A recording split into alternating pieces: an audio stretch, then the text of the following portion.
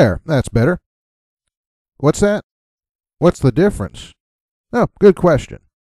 The words guilt and shame are sometimes used interchangeably, but they really don't mean the same thing.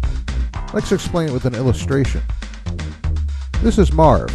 He's a real stinker, and as usual, he's up to no good. The real story begins not here, but with what happens afterwards. Now here's Marv a few minutes later. He's thinking about what he did, and now he's feeling guilty about it. What this means is that his conscience, an internal moral guide, is telling him what he did was wrong. That's what guilt is. Now in contrast, here's Marv again a few minutes later, and along comes someone else, Joan. She knows what he did, and because she does, Marv is feeling shame. It's something he feels because of someone or something outside of himself telling him what he did was wrong. Now let's get back to this passage.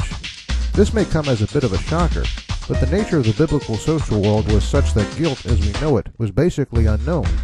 What we call a conscience, the internal guide that tells us when we've done something wrong, just wasn't a known quantity.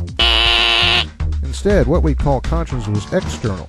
It came from what other people thought. And that means instead of guilt, there was shame. Now what does this mean in practical terms? Well, let's say that Marv lived in the biblical world. Nice threads, dude. Now in this setting, would Marv feel no guilt about scribbling on that wall?